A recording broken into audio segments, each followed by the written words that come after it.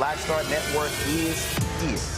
Hold no punches! I'm real revolutionary right now. Black power. Support this man, Black Media. He makes sure that our stories are told. Thank you for being the voice of Black America, Roland. Stay black. I love y'all. All momentum we have now, we have to keep this going. The video looks phenomenal. See, there's a difference between Blackstar Network and black-owned media and something like CNN. You can't be black-owned media and be scared. It's time to be smart. Bring your eyeballs home. You dig?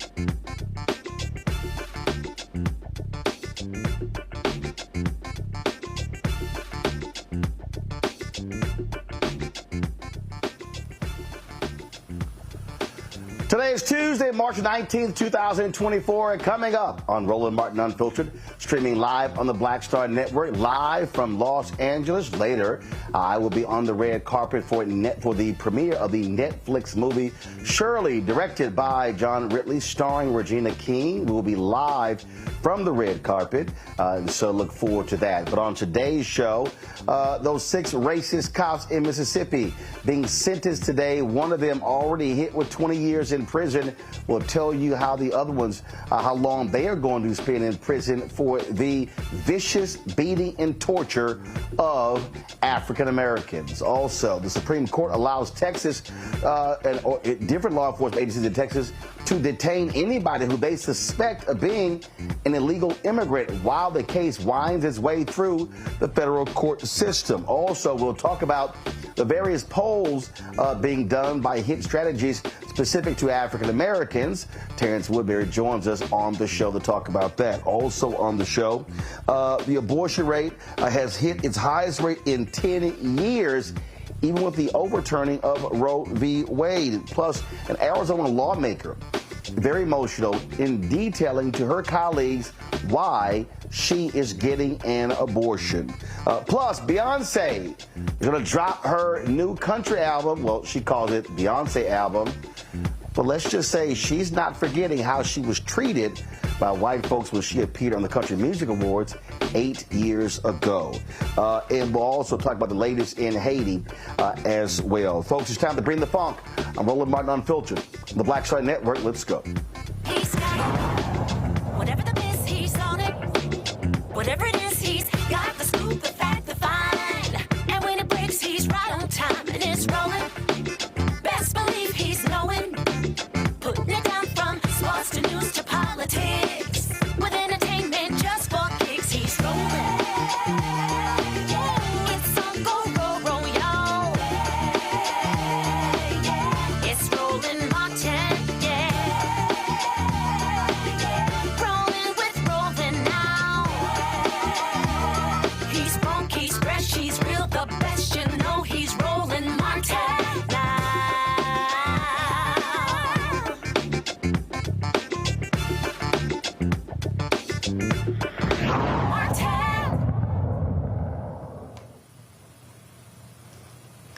Over the last couple of weeks, we've shared with you various polling data as it relates to black voters, how they are going to be voting in this year's election. Now, when you watch mainstream media, they're often talking about these mainstream polls where a sliver of African Americans are being polled. Yet, polls by brilliant corners and Hit Strategies, 2 black pollsters, Cornell Belcher, Terrance Woodbury, mainstream media is totally ignoring. We focused on those polls. Those polls have been done for Black PAC, for Higher Heights, and the National Coalition of Black Civic Participation, Black Women's Roundtable, and Essence. And so, what do we make of the numbers? Well, Terrance Woodbury leads Hit Strategies, and he joins us right now on Roland Martin Unfiltered. Terrance, glad to have you back on the show. You have been quite busy out here in the fields. So, before we delve into these polls here, just explain to our audience the problems with the New York Times Siena poll and these other polls where mainstream media has been running with, 20-25% of African Americans are going to be voting for Trump. But that's a sliver, when you look at the numbers, that's a sliver of black people they're actually talking to. Yeah, that's exactly right, Roland. Look, I often compare polling to like tasting soup. Coming to America is one of my favorite movies. You remember at the end of the movie, taste the soup. Aha! You know that when you don't have to eat a whole bowl of soup to know what it tastes like, but that's only if you have an equal proportion when you get that sample, that spoonful. And so what we see in a lot of traditional polling is that it's not equally representing the black community. If you have a sample that's only 100 or 200 people, then how do you have enough black rural or black urban or black college and black non-college educated to represent the full diversity of the community? And so that's why the sample size matters, so that we can set what we call quotas. We have enough black men, enough black women, enough black urban, enough black rural to make sure that the community is fully represented. You know, I actually was texting Matt Barreto, who is involved in polling of Latinos and Hispanics. And I was asking him again about some of these polls, and this is what he said. He said, just terrible polling and samples of black, brown are not at all representative. He said, yes, many black, brown folks are frustrated, but they are frustrated with everything, including GOP, courts, Trump, Biden, and more. So it's a misread to assume low Biden approval equals shift to the GOP. He also says that in a lot of these polls, even for Latinos, they're not actually measuring non-English-speaking Latinos. And so, again, people are making all these assumptions, but what they're not understanding is that there's underlying data behind these polls that people pay no attention to. Yeah, that's exactly right. You know, people ask polling questions like enthusiasm and motivation, and these are questions that don't often represent the political attitudes of the black community. I'll give you an example. You know, not all black folks vote enthusiastically. And so when we see enthusiasm is low in the black community, I had a black man in Philadelphia tell me in a focus group that he doesn't vote, that he said voting for him is like taking out the trash. If he doesn't do it, then shit starts to stink around here. That doesn't sound like enthusiasm to me, but that doesn't mean that that young man is not voting. And so we have at Hit Strategy started identifying other proxies to determine vote likelihood. One of those proxies that's very, very unique to black people are perceptions of power. We ask this question, Roland, regardless of how often you vote, how much power do you believe your vote has to make a difference? The higher they rate those perceptions of power, the less likely they are to waste that vote. Now, that implies that, you know, we are interested in measuring, improving, and sustaining black political power, and that's not always the case with everyone that's conducting polling. So you've done. So let's talk about the two different polls that you've done. You've done polls for the last that were released in the last couple of weeks with Higher Heights as well as the Black Women's Roundtable. So let's first deal with the Higher Heights poll. What did that reveal to you? Because both of these obviously are dealing with black women. What did they say to you? Yeah, you know, the biggest takeaway for me from the Higher Heights poll was around the issue that is going to mobilize black women in this election. First thing we saw is that black women were overwhelmingly anxious about the entire slate of issues, right? We asked on a scale of 0 to 10, how important are the following issues? Well, almost 80% of black women rated all of the issues above an 8.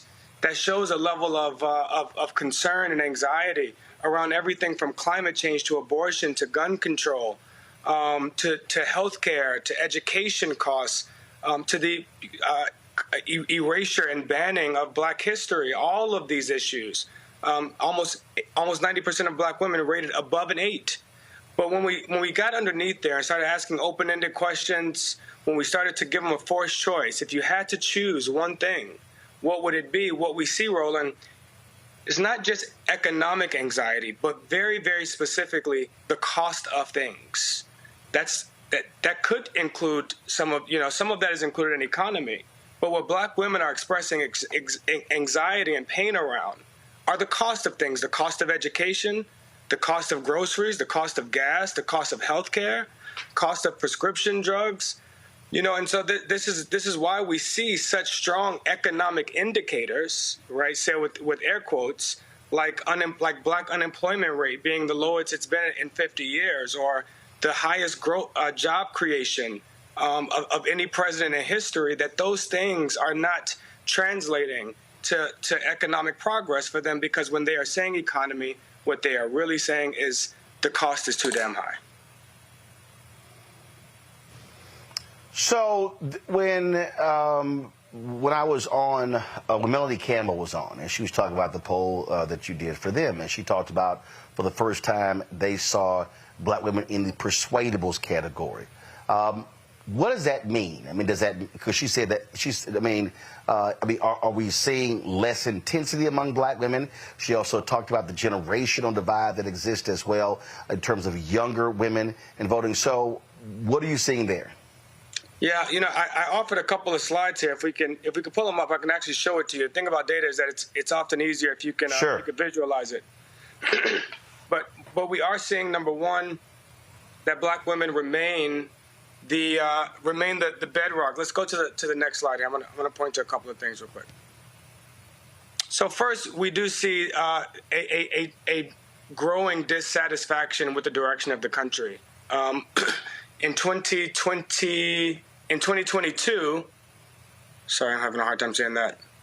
In 2022, 45% of black women were satisfied with the direction of the country. In 2024, that number has dropped to 35%. And again, when you start to look at those open-ended responses at the bottom there, you start to see things like what is making them dissatisfied? Inflation, economy, prices, cost, the words that we see repeated over and over there. And on the next slide, you start to see how that's affecting their voting patterns. One more slide.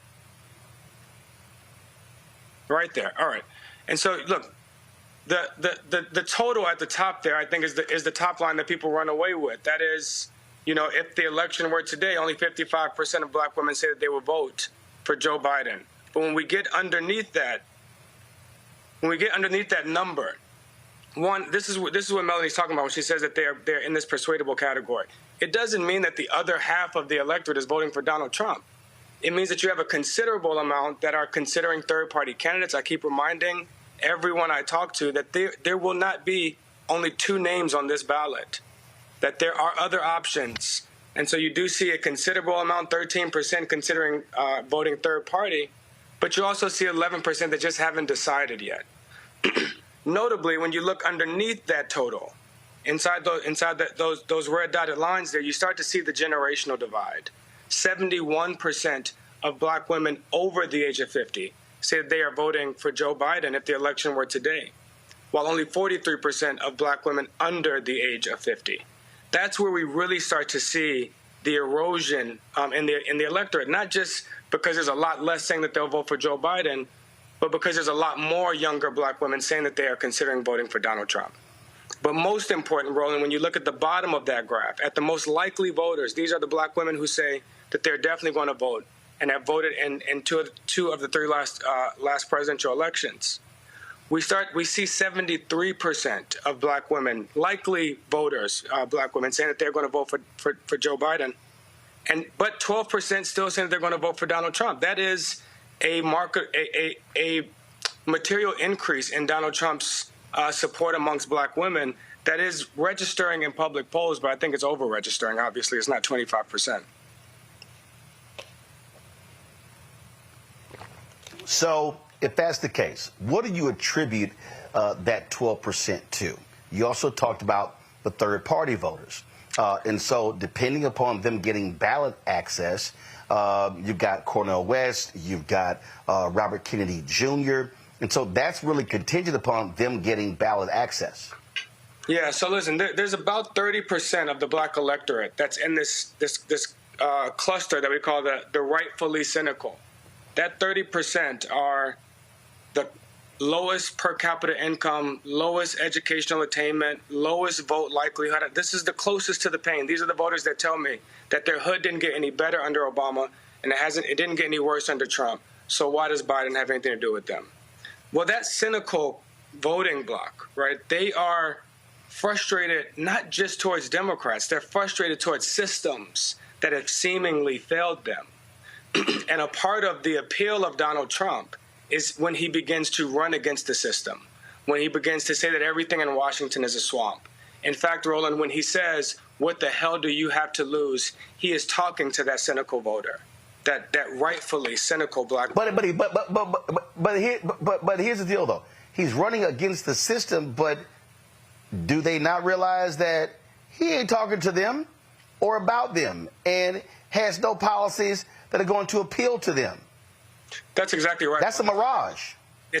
Yeah, that's exactly right. That's why we have to do 2 things here. One, we have to connect Donald Trump to that system and demonstrate how he is a product of, a beneficiary of, and the sustainer of the system that only benefits the rich and people like him.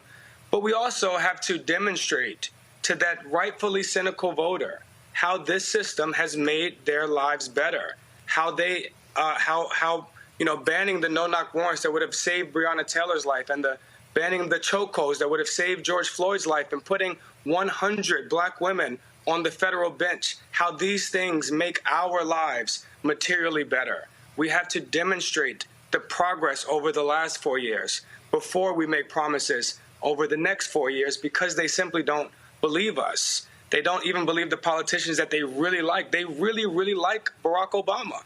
But if he tells them that if you vote in this next election, Joe Biden's going to solve your problems, they don't believe him either. And so we have to demonstrate the progress that's been made, and we have to start making more of these voters the hero of the story and the messenger to deliver it. So what do you make of what you first of all, what are you hearing from black men? Because again, the mainstream people, I believe, are wrong. They're all over the place, and so you have been very much heavily involved in these focus groups in this polling as well. What are you hearing from black men? Yeah, look, there's one more graph there, Roland. If they could put up one more graph with the lines on it, if they could put that up, I want to show you something here. Because look, it is true that black support for Democrats has decreased marginally. This is the one that just has the long lines on it. So, guys, that's not the right one. Yeah, keep going. Keep going. Is that it? Keep going. Keep going. One more. One more. Okay, we might not have that slide, but let me just describe what's happening here, because ever since Joe Biden, okay, cool. Yeah, I'm just going to describe what's happening here. So ever since Barack Obama has left the political stage, we have seen a marginal decrease in Democratic support in each election cycle. For black men, that has been 3 or 4 points. And so we saw black men go from 92% support for Barack Obama to about 79, 80% support for Joe Biden in this last election. That tells me two things. One, that they are beginning to erode our base. Republicans are targeting and trying to appeal to our base. But two, that black men are still supporting Democrats at a higher rate than any other group of men in the country. And so I think we got to be careful here, Roland, especially in the mainstream media, not to wag a finger and ask what is wrong with black men, when in fact voters are the consumers, right? The political parties and their policies and their candidates, those are the products that they're trying to sell to the consumer. And you don't blame the consumer when they start shopping for other products. You make your product more appealing to them. And so I do think Democrats have an opportunity here to demonstrate to black men and to black voters how they have made their lives materially better over the last 4 years, and then start to talk about the agenda for the next 4. Well, I've been saying since 2012, look, that was a 9-point gap between black men and black women for Obama when he ran against Romney. And I kept saying, you better have a very specific plan of action to target black men. Said it in 2016, they were not listening. Said it in 2020, they were not listening. And so what I then said is, look, you better pay attention, because if the attitude is, well, you know, those are nominal. Well, guess what? Nominal, added with nominal, all of a sudden begins to increase. Democrats are seeing that with Latinos in South Texas right now, which was a Democratic stronghold. You saw in Milwaukee. There was a 50,000 voter drop-off in Milwaukee in 2022 from 2018. If you don't have that drop-off, Mandela Barnes is a United States Senator. And so, again, and the idea is it can't just be, a barbershop conversation. Black men are not just in barbershops. And so, to me, you have to have a robust strategy. You have to have proper messengers. And when I say messengers, I'm not talking about somebody who's a CBC member. You've got to have black men who are not in politics, but who are around politics, sort of talking to, engaging, explaining, and connecting the dots. Your thoughts? That's exactly right, Roland. Look, when you talk about this rightfully cynical voter that doesn't feel like they've benefited from this political process, from the political system, they are not going to be persuaded by folks that exist in that system, right? And so I'll give you an example from a focus group where I keep reminding Democrats that there's a right and a wrong way to talk about this progress, right? And when you just come in and start telling them how much money we've spent, $1 trillion on this and $30 billion on that. I've tried this in focus groups, and I've given them a list of the investments that are being made in affordable housing and community policing. And I've watched a young black man sitting next to me getting pissed off as he read through this list, Roland, because he couldn't access the benefits that I was reading on this list. And when I asked him, why are you getting mad? These are all the things that you said you wanted to see Joe Biden working on, climate change and affordable housing and community policing. This is a list of what he's actually done.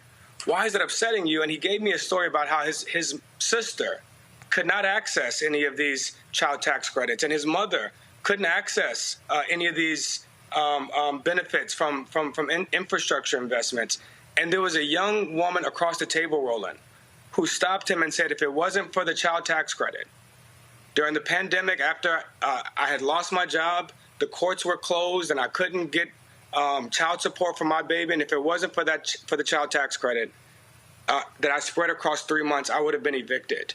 That young woman and her personal experience and the personal impact that these policies have had on her life, that was the message, and she was the messenger. He had never met that young woman in her life. He believed her more than he would believe any politician, any member of the CBC, more than he would even believe Barack Obama. And again, he really likes Barack Obama. And so we do have to change the messenger here and make these voters the hero of the story. It is because we voted that we have forgiven $35 billion. And you just said something right there that this is what Reverend Dr. William Barber does. They do all the time. Whenever they have their rallies, they always let the affected workers speak. And in fact, when they had the rally last year in D.C., so what they did was, and so they had big names, they had folks who were speaking, but what they did was they would have 4 or 5 affected workers in that area, healthcare, housing or whatever, speak, and then a Cornel West or a Sharpton, I can't remember who the speakers were, but their whole deal was, we're not having a rally where the big names come and give speeches. They center affected workers. You know, what I said is, I said, if you're Biden Harris and you're traveling anywhere, I'm not giving any speech without having 4 or 5 people in the audience who got student loan debt relief. And I'm shouting them out right there. I'm sitting here, like there's no event I'm having. If I'm talking about, as you said, child tax credit, I'm having it. Listen, I don't do ads, but look, I've been in television since I was 14. To me, every single one of these issues, this is the commercial. Person, name, let's say student loan debt relief, how much saved, and they say, thanks, Joe. That's right. Next person. Look, bro, thanks, Joe. We don't have. Next person. Thanks, Joe. That's right. This ain't that hard. We don't even have to come up with the concept. I can point to an example that every one of your viewers will remember, where Donald Trump did exactly what you're describing during the Super Bowl in 2020, when a black woman, Alice Johnson, came on TV. This was a $3 million ad, the only Super Bowl ad that Donald Trump ran during his 2020 re-election campaign. It wasn't a MAGA ad. It wasn't an ad about building a wall. It was a black woman holding a camera phone. It wasn't a production. There was no lights, camera, action. She was coming out of jail, holding a camera phone and talking to the phone saying, I just got released from prison because my president, Donald J. Trump, furloughed my sentence. Thank you, President Trump. That was the whole ad. I knew at that moment, Roland, that black men were not just a margin. Who do you think that black woman was talking to during the Super Bowl about criminal justice reform? She was talking to men. And here's the thing. The First Step Act doesn't get passed without Democrats in the House. That's right. And then when it goes to the Senate, it doesn't get passed until the Democrats, Dick Durbin, Cory Booker, Kamala Harris, said, you got to strengthen the bill. So the reality is, Democrats actually made that opportunity possible with the First Step Act. What they did not do was take credit for making it happen. Did not tell people, we did that. We did that. Oh, you love those checks that Donald Trump put his name on it? We passed the bill that sent those checks to you.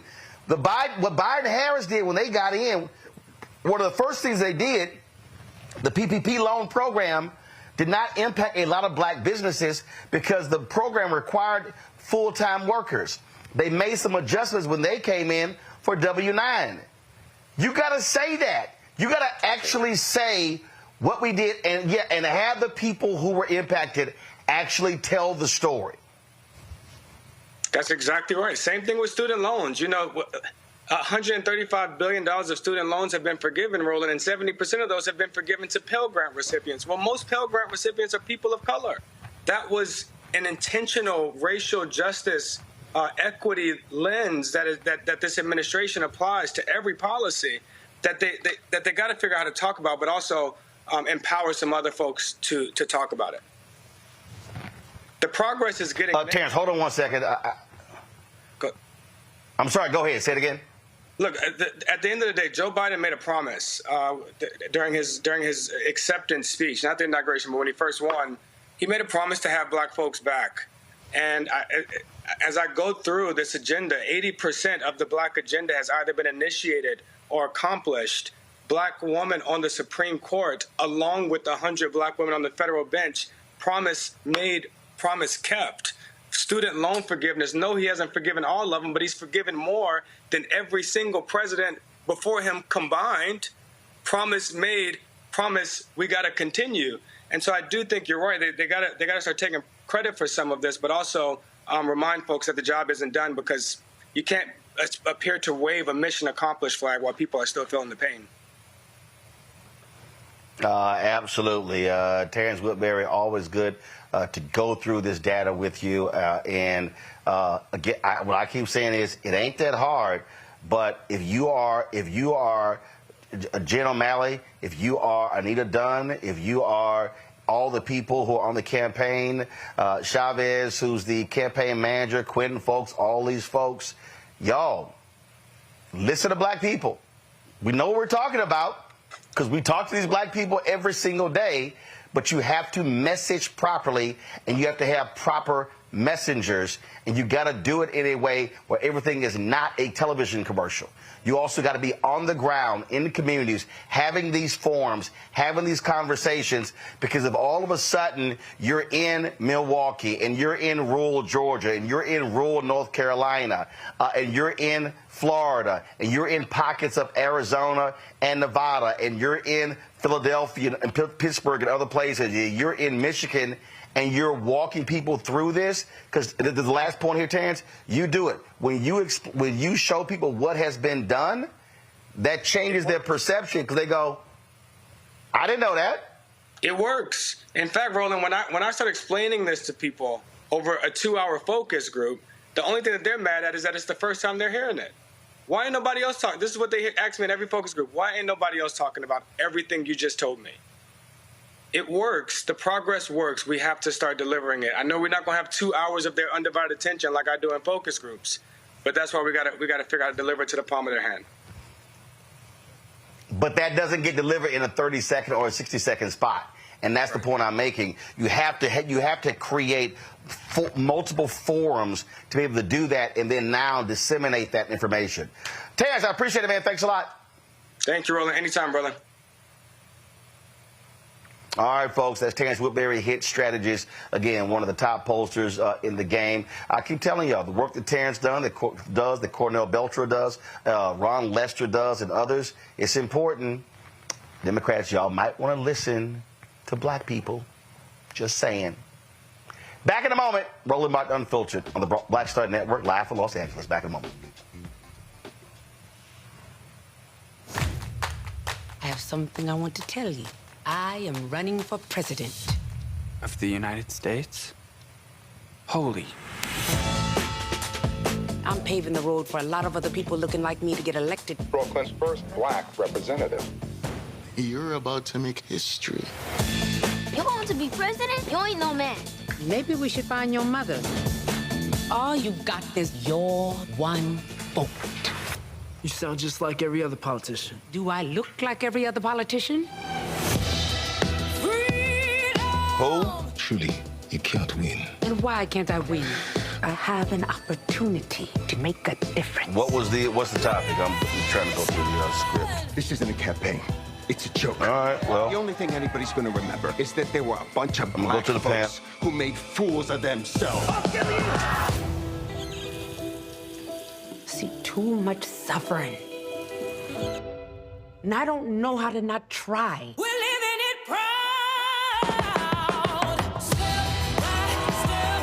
I don't think I'm special. I just want to remind people what's possible. We need something that's going to make some noise. The Black Panthers and Shirley Chisholm. It's like thunder and lightning. I'm going to force all the politicians to be held accountable. You're gonna do all that. School teacher from Brooklyn. Harriet was just a slave. Rosa was just a domestic. What is it you do for a living again?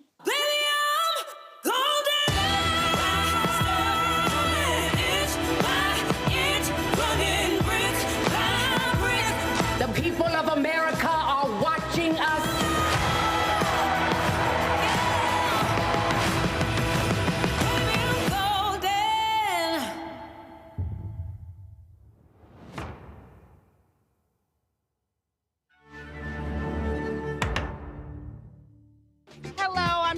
Mitchell, a news anchor at Fox 5 DC. Hey, what's up? It's Tammy Roman, and you are watching Roland Martin Unfiltered.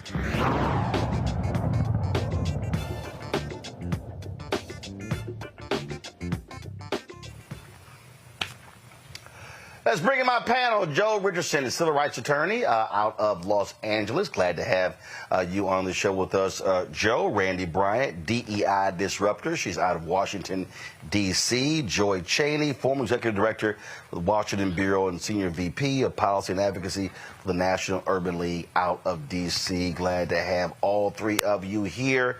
Joy, I'll start with you. Again, what polling data does, it gives you a snapshot of a moment in time.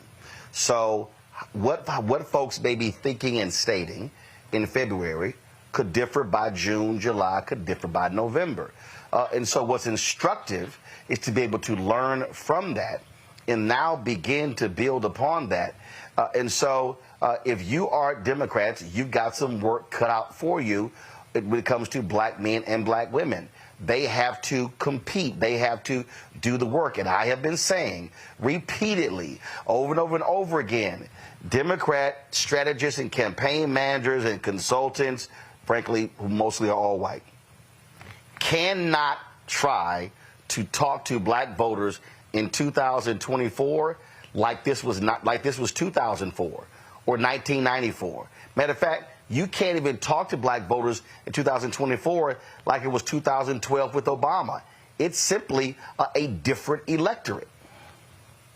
That's right. It's a different electorate. And I think also we need Democrats to not have that you're lucky to be here kind of attitude. Haven't we done enough for you kind of attitude? What else do you have to lose kind of attitude? That is also what people are responding to. Now, look, we know black voters are overwhelmingly supportive of the Democratic Party.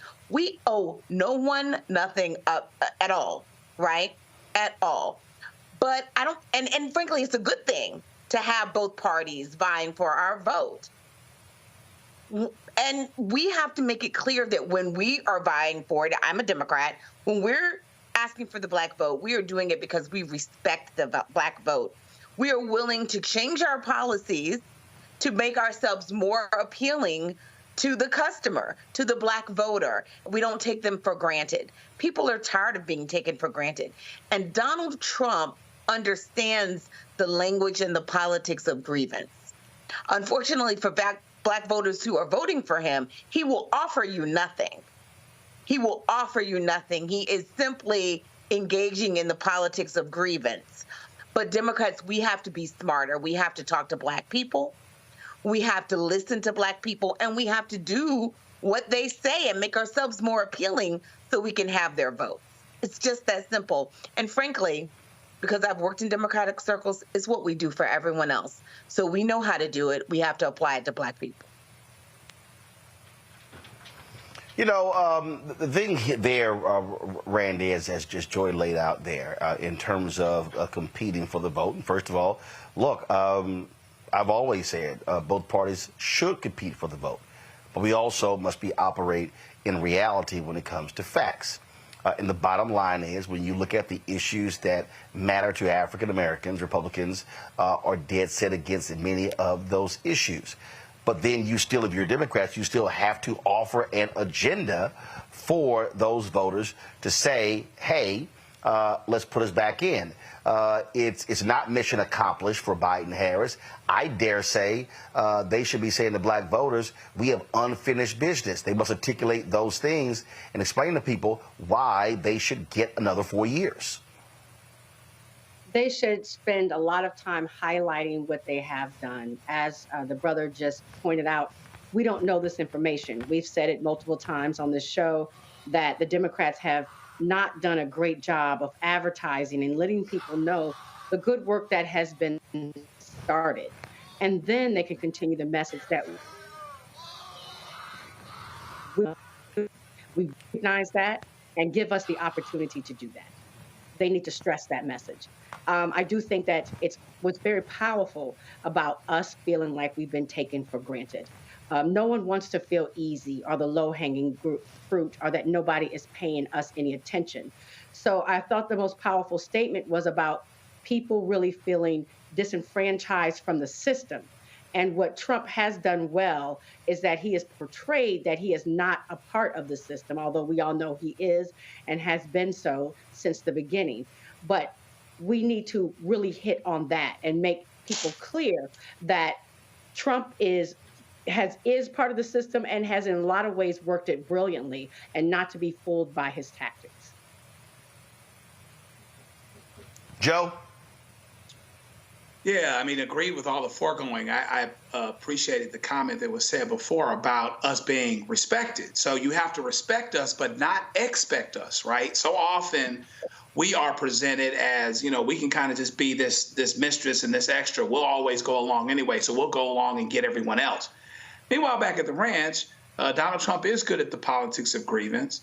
And, he was in rap videos, man. He was pop culture for these guys. I mean, there's been a lot of smoke and mirrors for a very, very long time in terms of the things that his family has done, but the things that he's appeared at the front of, the people that he's hung out with, black folks, etc. So we can't be taken for granted, and we have to pay attention, and the Democratic Party has to pay attention as if black people could actually vote for someone else. We always consider it this impossibility. And a big part of it is to look on the other side of the coin and to be honest about the notion is gone are the days where we sit and muse about how crazy and ridiculous and impossible it is that significant numbers of people would vote for Donald Trump. It's already happening. Bro got 91 criminal charges, and he's in front of Biden right now. So throw that out. Throw that this can't be happening, like a lot of us said in 2015 and 2016. We were so sure he could never be elected. And in fairness, he didn't believe it either, right? He had the plane fired up to fly somewhere, right? But meanwhile, back at the ranch, he surprised himself. And now he expects to win. And so what we have to do is stop acting like it can't go bad. Because in a lot of ways, for us to be having this discussion means that it already has, and therefore Democrats have to do what they have to do towards us that they do towards everyone else, and that is continue to constantly make the case.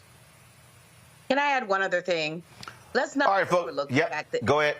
Donald Trump is a cult leader, and African Americans are just as capable of being taken in by a cult leader as anyone else. Anyone else. We are just as vulnerable to that. And that's why in our families, we have to make sure that those of us who are on the fringes, those of us who don't feel included and loved, you got to bring those people in. You can't talk down to them. You can't be rude to them. You can't scream at them. He is playing on vulnerability.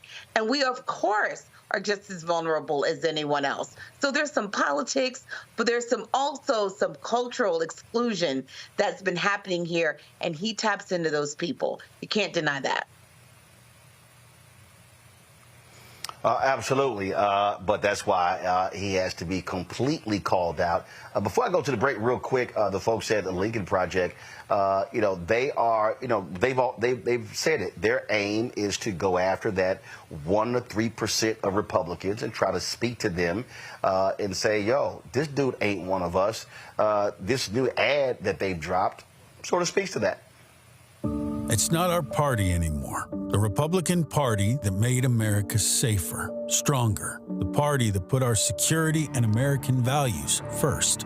A party born to expand liberty. The party of real free markets and economic growth that starts on Main Street, not rigged giveaways and special favors. Led by men and women of honor and courage, service and sacrifice. Leaders who never talk America down. That party is dead. We know why. We know who killed it. We're conservatives, not crazies. We believe in responsibility and accountability and following the Constitution and the law, even when we don't like the results. We don't have to agree with Joe Biden on every policy issue. We won't.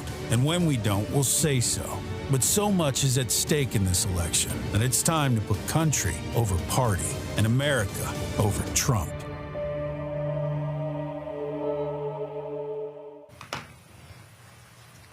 And again, that's what their aim is. And so we'll certainly see how that has an impact, especially in places like Arizona and Nevada.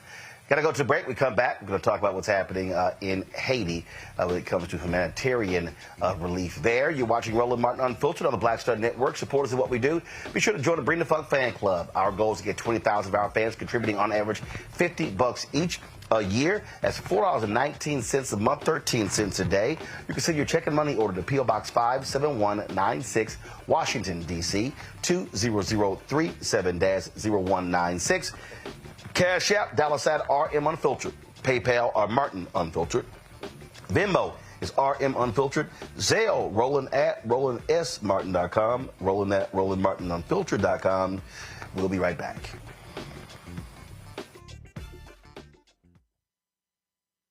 Next on the Black Table with me, Greg Carr. Democracy in the United States is under siege. On this list of bad actors, it's easy to point out the Donald Trumps, the Marjorie Taylor Greens, or even the United States Supreme Court as the primary villains. But as David Pepper, author, scholar, and former politician himself says, there's another factor that trumps them all and resides much closer to many of our homes. His book is Laboratories of Autocracy, a wake-up call from behind the lines. So these state houses get hijacked by the far right, then they gerrymander, they suppress the opposition, and that allows them to legislate in a way that doesn't reflect the people of that state. David Pepper joins us on the next Black Table, here on the Blackstar Network. What's up, everybody? It's your girl, Latasha from the A. And you're watching Roland Martin Unfiltered.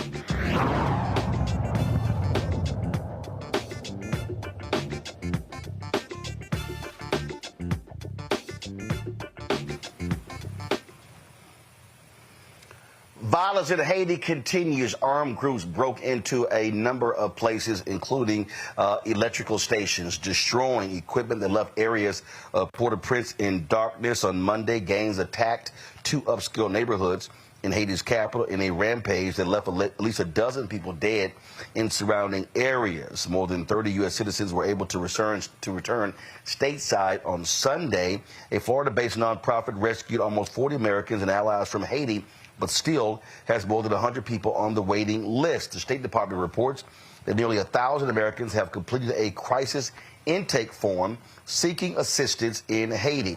Joining us now is Dr. Bertrude Albert, the founder and CEO of P4H Global, to talk about this here. The nonprofit seeks to give Haitians the tools they need to survive. She splits her time between Fort Lauderdale and a home in Haiti. Glad to have you here. So first and foremost, we're seeing again where gangs are in control. You have this presidential commission, if you will, that's supposed to, put forth a plan together. But in the meantime, from your perspective, are people just living in a constant state of fear, not knowing what is going to happen next, not knowing what is going to get attacked next?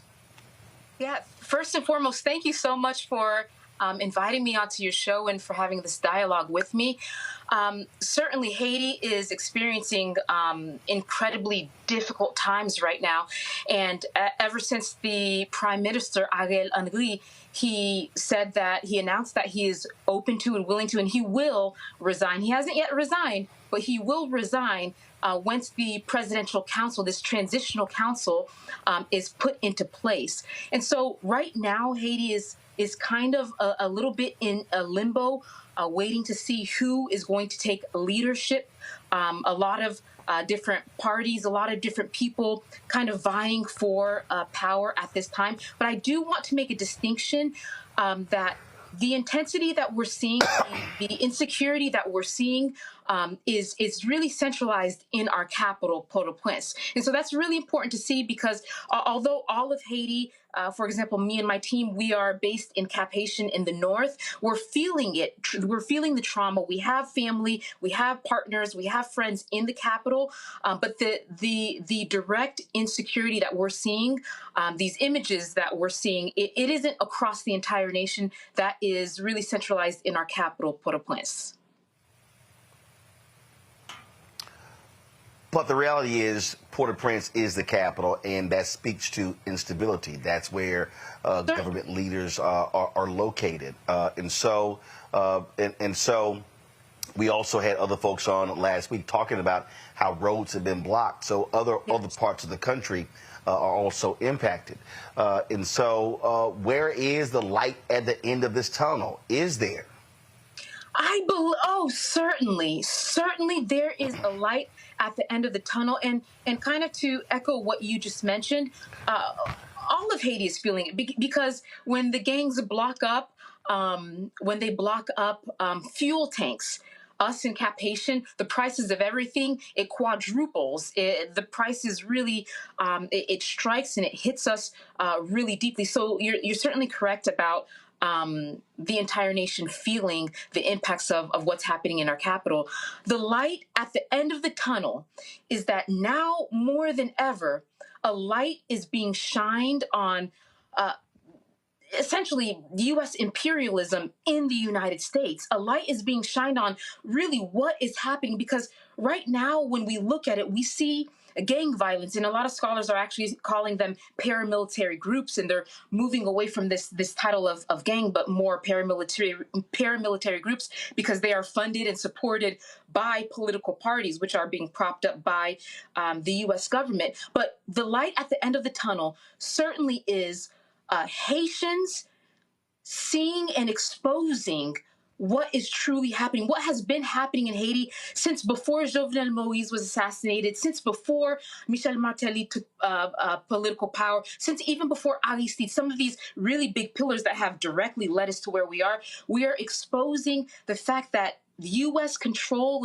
and U.S. puppeteering in the United States has largely impacted where Haiti is today. And so as we expose that, we're able to allow Haitians to have a voice and allow them to say, Haitians should determine the future of Haiti. It shouldn't be imperial powers that are upholding, that are propping up governments. Like, for example, a lot of people don't know Ariel Henry. He was not a legitimate prime minister. He was given this position by the U.S. government. He was propped up by the U.S. government for 30 long months. The Haitian people were protesting. The Haitian people were crying out against the dangers of his government and the illegitimacy of his government. And finally, when he's locked out of the nation, that's when the entire world is looking up at Haiti. And so it really, I really want to put a lot of emphasis on the fact that the problem we're seeing here in Haiti today, a lot of scholars are really emphasizing this, and I love this emphasis. The problem we're seeing in Haiti isn't just a gang problem. This is a U.S. imperialism problem. This is a foreign diplomacy, foreign policy problem, foreign policy that has really been focused on the destabilization of Haiti by controlling Haiti since, honestly, the birth of the nation in 1804. That was a lot. Of Questions from the panel. Randy, you're first. I always think about how Haiti has always, it's almost like Haiti's this abused adult, but was abused all throughout childhood. And everyone just looks at the way that the child is or adult is acting out and doesn't look at what caused it. And I really appreciate you saying it is bringing this all to light. You know, the money's, you know, France. And I mean, I say we because I feel this connection. I've always felt this connection to Haiti. Do you think that this will spark change? I mean, awareness is one thing, but change is another. And so on a grand scale, do you think that this really will cause some change as people are made aware of how Haiti has been abused? Beautiful question. I certainly do believe that this is going to lead to change. The question is, what type of change? How long lasting will this change be? And the change, I think, is on two ends. Certainly in the United States, you're seeing, and I'm seeing, my goodness, the Haitian diaspora is rising up. That all over social media, there's an exposure of failed foreign diplomacy in Haiti. There's an exposure of what has truly been happening in Haiti. The Haitian diaspora is finding our voice, and we are screaming. We are making known the fact that Haiti must be free. Hashtag free Haiti from what? U.S. imperialism. So there's a movement happening in the United States, but equally there is a movement happening in Haiti. When we see the destruction, the stripping away of what we believed was democracy in Haiti. Certainly there's an element of that that's heartbreaking because we believe that the people, this country should be run by the people. But at the same time, we have seen that Haiti has played a role of a puppet nation for the United States. And so if we're tearing down a system, perhaps this is an opportunity for us to rebuild a nation for Haitians and by Haitians. And so I am certainly optimistic that it may get darker before the light shines, but the light will come. And ultimately, I'm reminded of 1804 when Haitians, they accomplished the impossible. They did what the world thought was absolute. They destroyed slavery, becoming the first free Black republic in the world, the first nation to permanently abolish slavery and the transatlantic slave trade. Haitians did the impossible, and they did it with very little resources and with no help from any outside nation. And so if Haitians were able to accomplish this in 1804, certainly today in 2024, we can accomplish something even greater. So I have hope. I do too. I do too. Joe?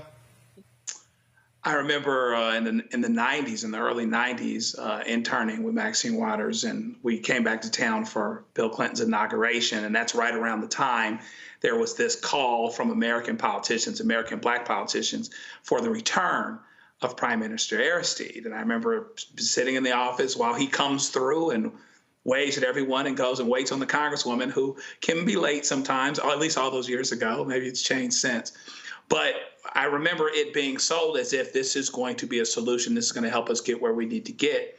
So fast forward, and they've, so much has happened since that time. And I remember, and perhaps this is the time maybe that there's been as much attention to it as I remember to Haiti between that and the earthquake 10, 12 years ago.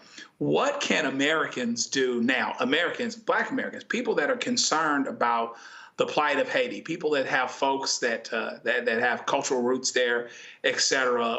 Where are we best placed, and where do we best sit as it pertains to whether it's speaking out, whether it's putting money behind something, whether it's calling our people in Congress? What can we do at this time? The reason why I love this question so much is because when you look at Haitian history and Black American history, you will see that there's a strong tie between Haitians and Black Americans. Ever since, again, we're going back to 1804 when Haiti declared independence. Haiti was fighting in order for us to be recognized as a nation, and the United States didn't recognize us until 1862. But it was Black Americans in the United States who fought courageously for decades in order for Haiti to be recognized. And that story isn't often told, that our recognition, our sovereignty and our independence and U.S. diplomatic relations being extended to Haiti in large part is due to the courageous efforts of Black Americans in the United States who stood for the Haitian people, because they knew that Black freedom, Haitian freedom, was inextricably bound to the freedom of Black Americans. So again, all that to say is certainly our freedoms are bound together, and that question reminds me of just how interconnected Black Americans and Haitians are. And so to answer your question, pressure must be put on the U.S. government. This year, 2024, it's the perfect year for Haitians and allies of Haitians, Black Americans, to be putting pressure on the Biden administration, to be putting pressure on the U.S. government in order to really stand by their declaration of wanting Haiti to be sovereign, wanting Haiti to have peace and stability. You can't claim that with your mouth that you want stability in Haiti, but then with your right hand, you're destabilizing us and propping up puppet governments. So truly, the way that we can come together is calling Congress, really putting pressure on Biden and his administration. If you want our vote, you have to really be for Black people. You can't just say it with your mouth. I hope that made sense. Yeah, it does. Thank you. All right, Dr. Bertrude Albert, we appreciate it. Thanks a lot. Thank you so much. All right, folks, going to a break. When we come back. Racist former cops in Mississippi learned their fate today after the torturing of Black men. We'll tell you about that. And Beyonce makes it perfectly clear. To all you racist country fans, I'm coming. Cowboy Carter, March 29th. You're watching Roland Martin Unfiltered on the Blackstar Network. I have something I want to tell you. I am running for president. Of the United States? Holy. I'm paving the road for a lot of other people looking like me to get elected. Brooklyn's first Black representative. You're about to make history. You want to be president? You ain't no man. Maybe we should find your mother. All you got is your one vote. You sound just like every other politician. Do I look like every other politician? Truly, you can't win. And why can't I win? I have an opportunity to make a difference. This isn't a campaign. It's a joke. The only thing anybody's going to remember is that there were a bunch of Black folks who made fools of themselves. See too much suffering. And I don't know how to not try. We're living it proud. I don't think I'm special. I just want to remind people what's possible. We need something that's going to make some noise. The Black Panthers and Shirley Chisholm. It's like thunder and lightning. I'm going to force all the politicians to be held accountable. You gonna do all that? School teacher from Brooklyn. Harriet was just a slave. Rosa was just a domestic. What is it you do for a living again?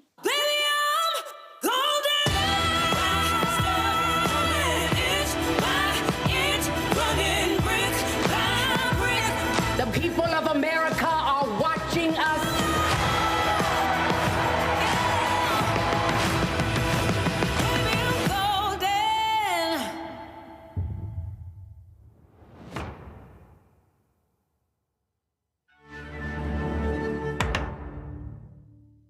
What's up, y'all? This is Wendell Haskins, a.k.a. Win Hogan at the original T-Golf Classic. And you know I watch Roland Martin Unfiltered.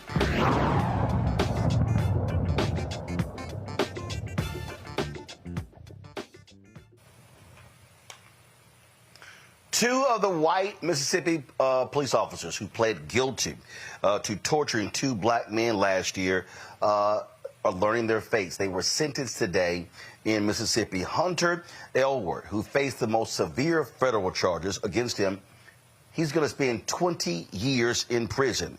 Elward pleaded guilty in August to federal charges of discharge of a firearm during a crime of violence, conspiracy against rights, deprivation of rights under color of law, conspiracy to obstruct justice, and obstruction of justice related to the January 2023 attack. The former officer was also ordered to pay $79,500 in restitution to the victims. Jeffrey Middleton, the leader of the so-called Goon Squad, received a 17.5-year sentence.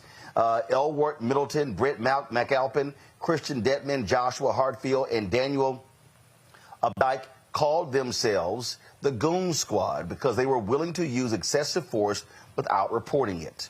On January 24th of last year, the officers entered a house without a warrant for 90 minutes as officers hurled racial slurs and proceeded to handcuff and viciously assault Michael Jenkins and Eddie Terrell Parker.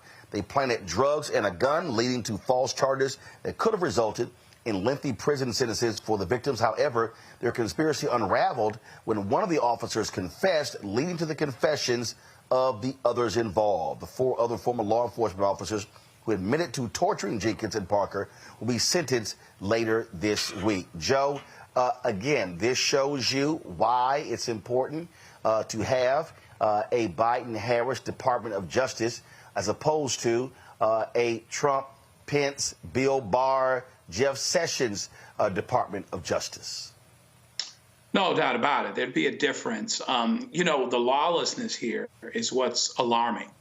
No warrant. This is not even a situation where they get a warrant falsely or they get it, you know, under false pretenses. No warrant. Just fall in, kick the door down, call folks out of their name. No gray area. Do things continuously and for a long period of time you have absolutely no business doing. You know it. And unless one of these guys told, you know, and that's the way it's always been. There's this wall of silence that keeps these things occurring, that keeps these things going on. And there are people that are in these ranks that believe that it's their mission to continue to do these things. And so, you know, it's good when someone does confess. It's good when we do get a conviction here. But this is a situation where these guys actually gave up the ghost because one of them did and then all of them did. But let it serve to remind us all we still have so much work to do. And we know that, you know, consent decrees went away when Trump was president. And they would go away again as it pertains to all the police departments as the Justice Department is keeping a rein on because of the things that they've done, or maybe I should say things that they haven't done. And this is one of the key reasons why it's really important that Biden and Harris win, because it's going to make a very, very big difference who's president when you're talking about the administration of justice as it pertains to police departments in places where the culture of silence, the culture of brutality, racism is alive and well and very much in the DNA of these organizations. Joy? Joe is so right. Keep in mind that Donald Trump encourages these criminals. He tells you to rough them up. He tells them, go ahead, do what you're doing. That is not who you want to be president. You want someone like Joe Biden who has done as much as he can do in the executive to try to make policing more equitable, fair, and more accountable. Now, what we must do is pass the George Floyd Justice in Policing Act. That needs to happen. So Senator Booker, Senator Scott, all of the folks who've been working on that bill, we need them to get back to the drawing board. Senator Durbin and the Judiciary Committee get back to the drawing board. And we need that bill before we can even talk about giving more money to cops or anything like that. That's fine. We don't have a problem with that, but it has to come with accountability. It has to come with accountability. Why? We just saw why. We just saw why. Most cops are great. But when you have a cop the reality that's very dangerous. But the reality, Randy, that would be a federal bill. These were local officers. That bill would have no impact on local officers whatsoever. And so, again, understand, they have pled guilty to state charges and federal charges. They had to, of course, sentence today on federal charges. Part of the problem when it comes to holding cops accountable is that we don't have enough local DAs and state prosecutors who are doing that. This is why you've got to have an aggressive, frankly, Democrat Justice Department led by a strong civil rights division to take up the slack, because unfortunately we don't see the proper prosecutions on the local level. Right. And we know that people also, unfortunately, don't participate in local politics, and which makes it more difficult for us to have good oversight. So we do need a Justice Department that recognizes the disparities of justice in this country when it comes to people of color, particularly Black people. This case makes me so angry because we all know that these weren't the only men that were abused. We all know that this barely scratches the surface, and the cruelty of how these men were abused that will affect them for the rest of their lives it's just overwhelming to me. And so, yes, it's good that these 6 were caught. It may sound wrong. I'm gonna say it because this is how I feel. I look forward to some rough justice that's probably going to be taken care of when they go to their new homes. But we definitely need to have some oversight, because this is happening not just in Mississippi, but states all over this country, and it has to stop. Well, I'm glad to see these thugs going to jail, just like I am glad to see that thug Peter Navarro go to jail today. He had to report to a federal prison in Florida, held a news conference where he was whining, complaining about, how unfair this is. But Supreme Court wouldn't even intervene. He's the first former Trump official to go to prison for trying to overthrow the 2020 election. He tried everything in his power, Joy. He tried it all to stay out of prison, and he kept saying how this is just an infringement on the First Amendment on executive immunity. Your ass don't have that when you leave. And so they tried everything, and so, hey, Peter, don't drop the soap. Don't drop the soap. 4 months is a long time for Peter.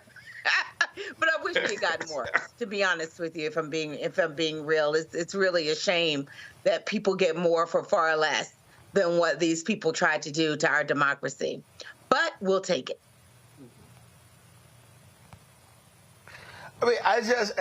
Here's my whole deal. Like, this ain't hard, Randy. If your ass don't break the law, you ain't got to go to jail. Exactly. And they were very clear that they were breaking the law. They just thought that they were going to get away with it because of the power that they felt. And so it is, 4 months is nothing compared to, we have brothers and sisters in jail for far less. It doesn't have the impact on the country that this man did. But, I hate to celebrate somebody else's tears, but I did today. And, Oh, hell no. I absolutely want to go Luther. Having a party. I ain't got no problem. Peter Navarro, take your ass to jail. Joe, I'm sick of these Trump people, just like I'm sick of Fox News and all the people whining, hey, man, guys, it's unfair that Trump has to put up this bond of $454 million. Guess what? If you don't inflate, if you don't lie about the size of your penthouse, if you do not inflate your assets, guess what? You don't get caught and then got to put the money up. And that's the whole deal. These people don't understand. If you do the crime, you do the time. And Trump, he got till March 25th, Joe, to come up with that $454 million, and actually there's interest, or Tish James going to be like, hand me the keys. Hand me the keys. I'm seizing property. Hand me the keys. It's amazing how precise. I remember seeing Attorney General James at Congressional Black Caucus, and I'm sitting in the audience. I'm like, this sister is precise. She's focused. She knows exactly where she's going, and she is not going to wait and give him a continuance when it's time to collect, okay? And so it's going down. It's going all the way down. And at the end of the day, here's what it is. Here's the good news and there's bad news about America. The good news is that, depending on who you are, it might be bad news, but is that you can lie. Sometimes you can cheat. Sometimes you can steal. President Trump is in contention to be president again, despite his very, very flawed everything, okay? That's the good news or the bad news, depending on who it is. Now, here's the bad news / good news, depending on who he is. You can't do things that are against the law. You can't, keep documents you're not supposed to keep, and you don't even know what they are, which is an irony. You can't do things that will allow an aggressive sister in Atlanta to come after you under RICO violations, which you actually created for mobsters. This is a situation that y'all created, where you can put a bunch of things in a box, mix it up, call it soup, and convict somebody because of it. It's not legal to fake your numbers in order to get loans in situations like that. Didn't we just have our dear sister in Baltimore deal with the same thing? So what's good for the goose is good for the gander. And here's my thing. At the risk of sounding a little crass, this is you guys' system.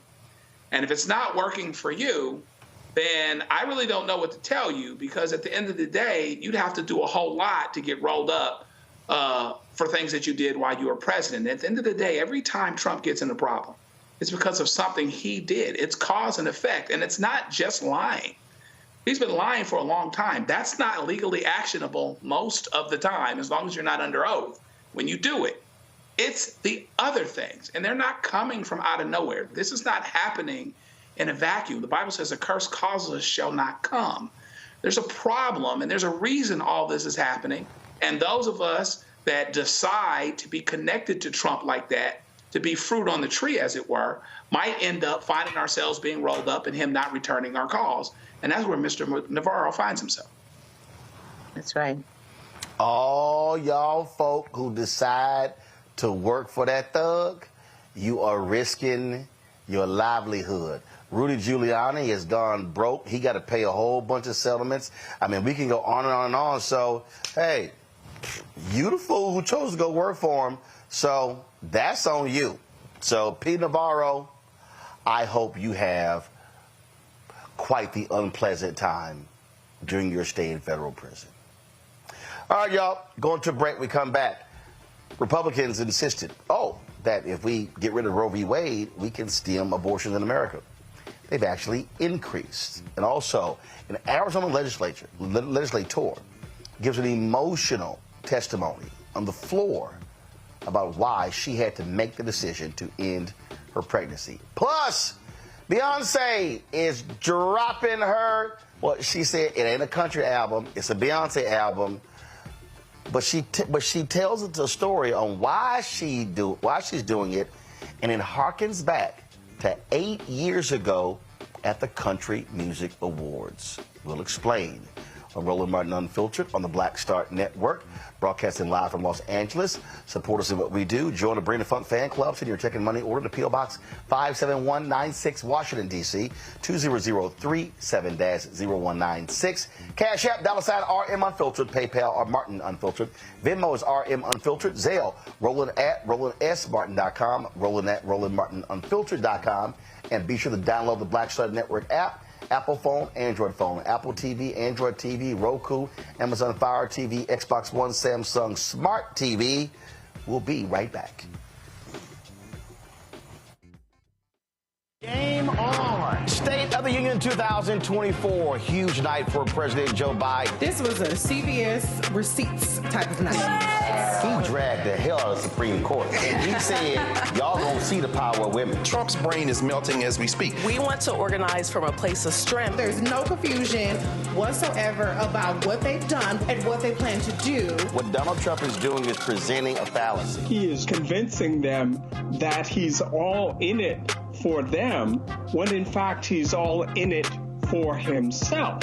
We do not feel Joe Biden. In spite of the success that have taken place during this administration economically, there are too many things where we do not feel like he's had our back. You should also be investing in the barbershops and the beauty salons and the hookah bars and the folks who are going to the club, and there's a way to actually get them registered because we've done it before. But if you don't have folks who understand that dynamic, then you're missing a big opportunity. So we said we just celebrated.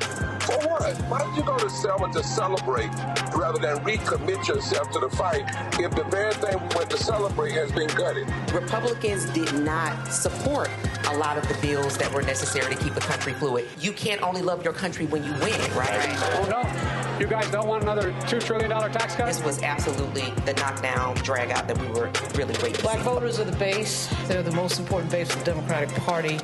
There was very few language in this speech. At the time, we see an attack on black history, attack on DEI. The end of the BLM racial reckoning thing has come to a complete end because there was nothing in this speech for that. Our movement has never been grounded in two-party politics in this country.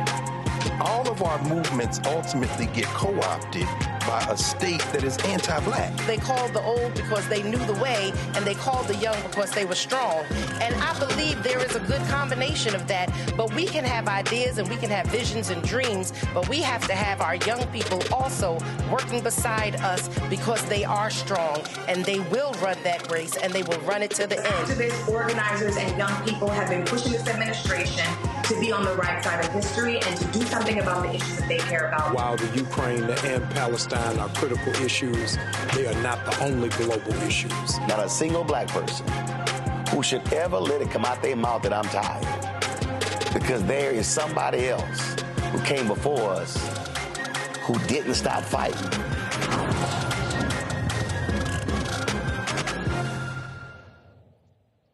Hi, everybody. I'm Kim Coles. Hey, I'm Donnie Simpson. Yo, it's your man Dion Cole from Blackish, and you watch Roland Martin Unfiltered.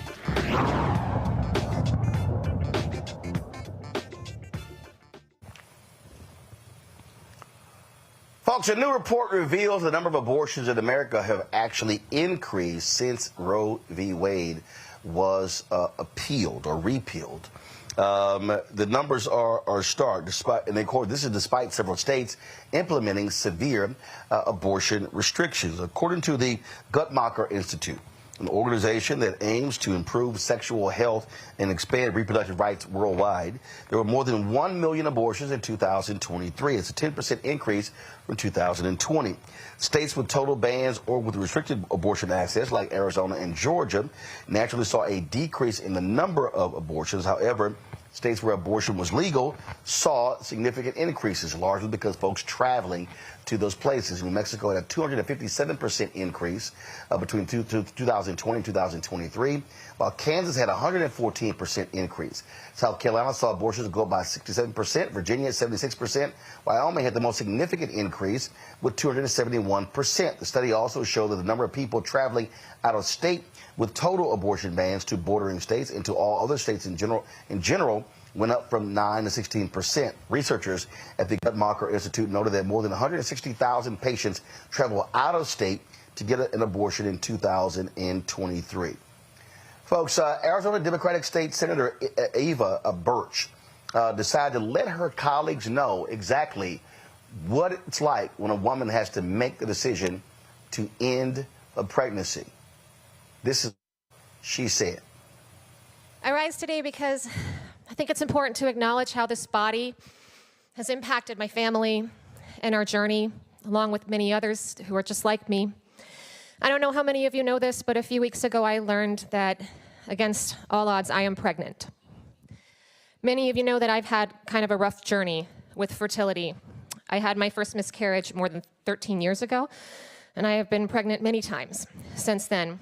Twice I was lucky enough to successfully carry to term, and I have 2 beautiful, healthy little boys.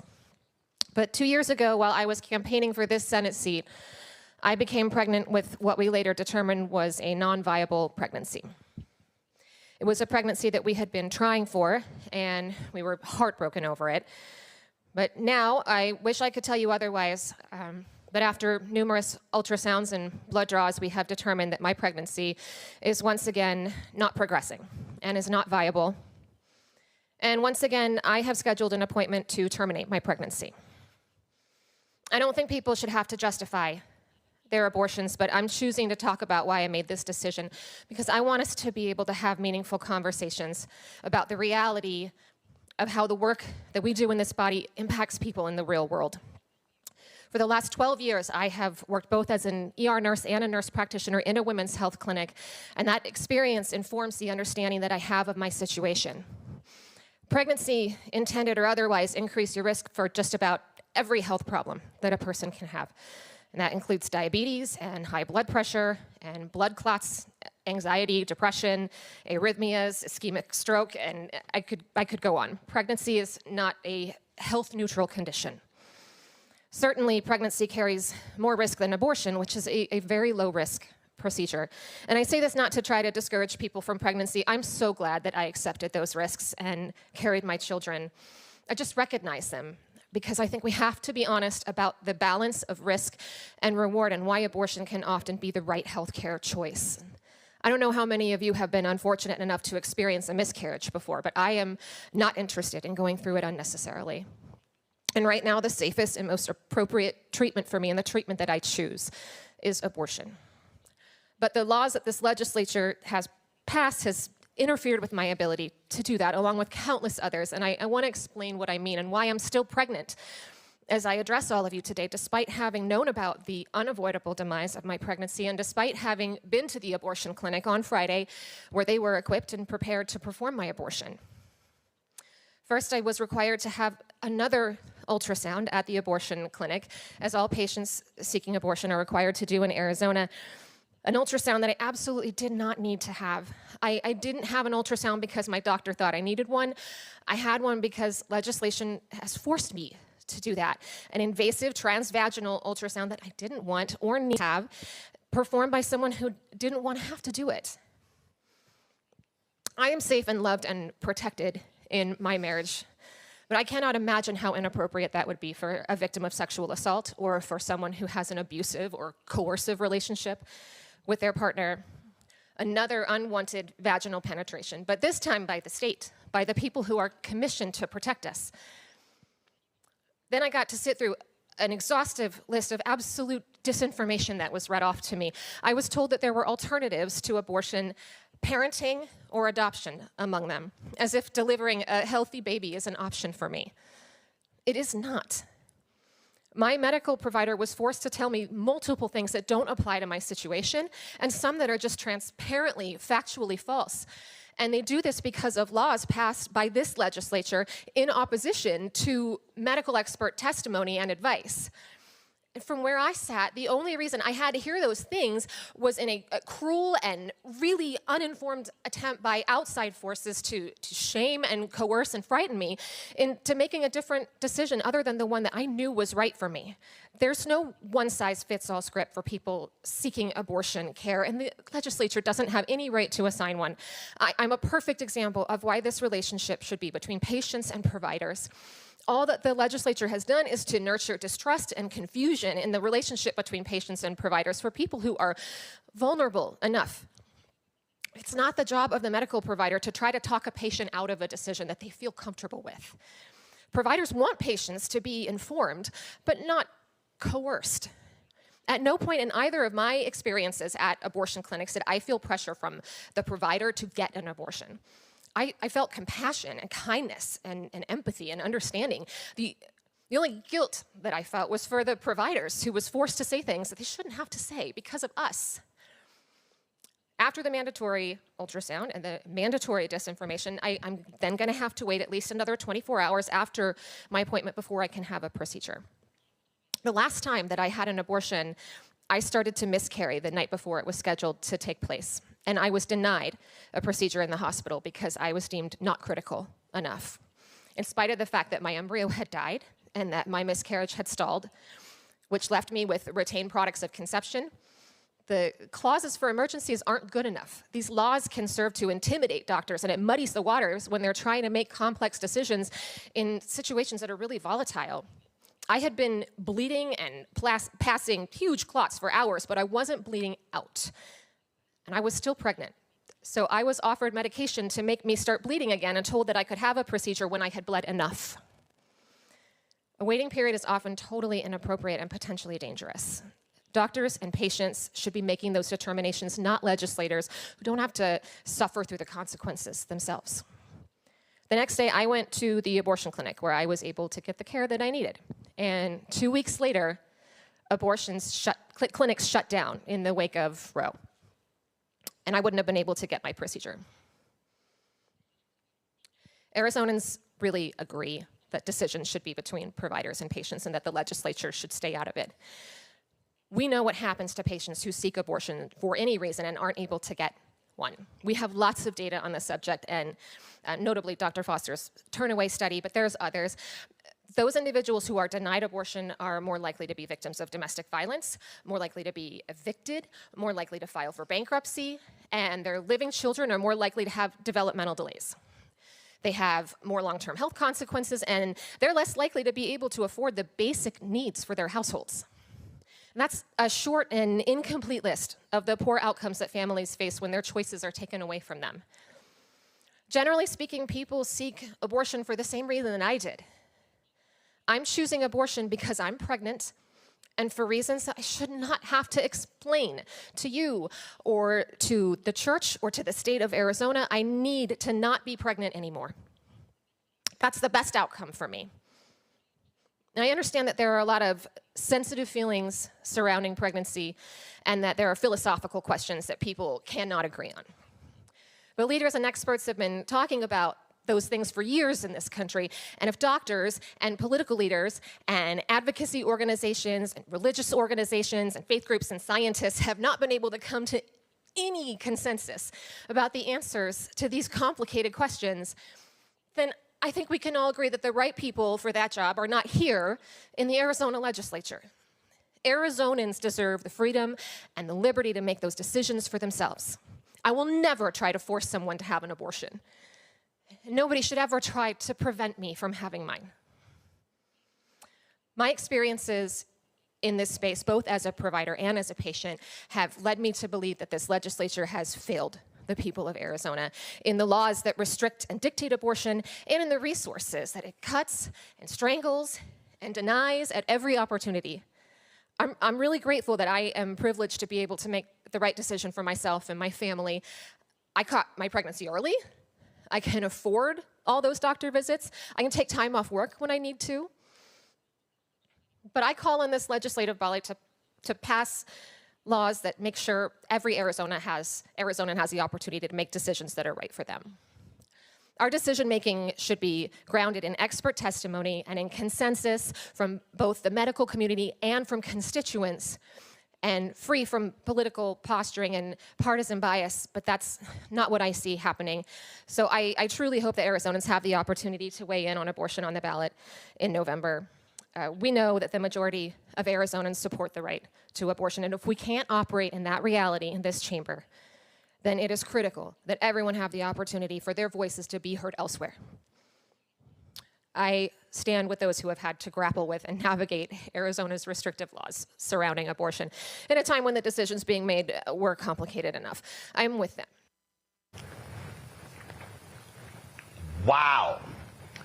Randy, I mean, this goes to show you what we're dealing with, where here is somebody who is explaining exactly what the consequences are and what they personally went through, and you got these yahoos, mostly white conservative men, who know nothing what she's talking about, making these legislative decisions.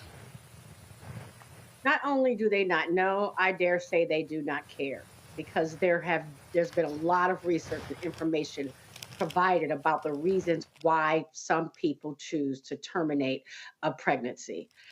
That case that this policymaker, that this senator came and presented is, I admire her for being so courageous, but I promise you it's not the first time that they've heard a story like this, and yet they still will vote on behalf of ensuring, in my opinion, ensuring that white babies are brought to term because they are scared of the changing demographics of America. And so they don't care. And that's just my absolute firm opinion about it. They know they don't care. And they certainly should not have the right to be making decisions about what a woman does with her body and what a family decides to do that's best for them. But they do. And they do it, again, I'll say, knowing what the consequences are, but they don't care. What they care about right now, they desperately, so these laws are coming into play, they desperately want to change the tide of the browning of America. Well, Joy, look, we've had some panels where you've had doctors who are legislators, who these folks won't listen to, and they're like, I'm sorry, I'm the expert. Right. Yeah. I might have missed it. I think you called me, but I will tell you this. I think part of it is we need white women who predominantly is their husband. Some of it's them, but for the most part, it's white men, you're correct, who are making these outrageous decisions. And they're not realizing that the people that they are hurting look like them. They're their wives. They're their daughters. We have to tell our stories. So to my white girlfriends out there, especially white Republican women who, to their credit, are in many state legislatures starting to tell their story. We need you, if you are married to one of these men, we need you to, or you're dating, it's your brother or whomever, tell your story. Tell the truth about when you terminated your pregnancy, when you had a miscarriage, when you and your partner wanted to use IVF. You must be honest with them about what is really happening here and who is really being implicated. And to the first part of this segment where we talked about the increase in abortions, there is no surprise there. And if you were able to travel to another state, believe it or not, you are one of the lucky ones. What the Guttmacher data does not show are the people who were unable to travel and so who did not have legal abortions. They went and had off to the side abortions. And so inherently increasing their risk. It's a safe procedure when done properly, but when not done properly, it can be a dangerous one. So that those numbers are not being reflected. It also reflects the fact that bans do not stop abortions. There is nothing you can do to stop abortions beyond educating people, beyond giving them the economic resources, the educational resources to believe that they have something better to offer and to make sure that they have sex education. Many of our children do not know about their bodies. And so there's that too. And making sure that maternal health and prenatal care are things that we discuss in this nation. That's how you reduce the amount of abortions in the country. You do not do it by creating bans. The Guttmacher numbers make that very clear. Joe? Most of the states that have banned abortion have little to no parental leave. And so what that lets you know is that it's not about actually creating an environment that makes a difficult decision a little bit easier for a woman. It's actually about power and control. Just another thing to be powerful about and to control. At the risk of oversimplifying and cutting across the field. Listen, these white sisters that got these cats that aren't doing what they're supposed to do, just cut them off. Let them know. Listen, this ain't going down. Go get on the couch.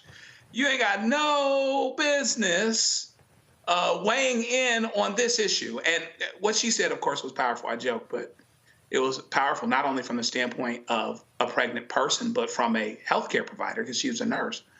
And they've got nothing to say in response to that. And so this shouldn't be a political issue, right? We shouldn't be having a discussion about what a woman does with her body. It's her doctor, her family, her God, her pastor, as it were. And that's about it. And interestingly, the women in this whole thing are the ones that are dealing with the punishment. We're not talking about these sometimes no-count men that aren't where they need to be or whatever else. But interestingly, if you want to involve politics, I will say this. The Republicans might mess around and make this the issue that helps them lose the election. Well, and they've been losing a lot of special elections. Kansas, Ohio, it's on the ballot in Florida. And so, yeah, they don't want this to be an issue come November, which is why they're trying to shift all the conversation to the migrants. All right, folks, hold on one second. When we come back, Beyonce lets them know. I'm dropping my country album. Matter of fact, she said this ain't even a country album. It's a Beyonce album. But she references something that happened a few years ago. We're going to tell y'all exactly what it was. You're watching Roland Martin Unfiltered on the Blackstar Network, live from Los Angeles. Back in a moment. I have something I want to tell you. I am running for president. Of the United States? Holy. I'm paving the road for a lot of other people looking like me to get elected. Brooklyn's first black representative. You're about to make history. You want to be president? You ain't no man. Maybe we should find your mother. All you got is your one vote. You sound just like every other politician. Do I look like every other politician? Freedom! Truly, you can't win. And why can't I win? I have an opportunity to make a difference. This isn't a campaign. It's a joke. The only thing anybody's gonna remember is that there were a bunch of black folks who made fools of themselves. I'll kill you! See too much suffering. And I don't know how to not try. We're living it proud. Step by step. I don't think I'm special. I just want to remind people what's possible. We need something that's going to make some noise. The Black Panthers and Shirley Chisholm. It's like thunder and lightning. I'm going to force all the politicians to be held accountable. You're gonna do all that. School teacher from Brooklyn. Harriet was just a slave. Rosa was just a domestic. What is it you do for a living again?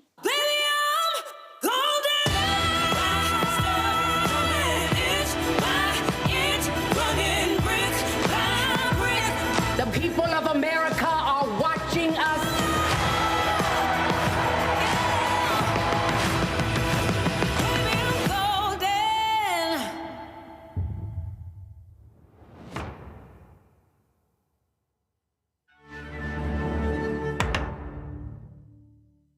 Hey, yo, what's up? This is Mr. Dalvin right here.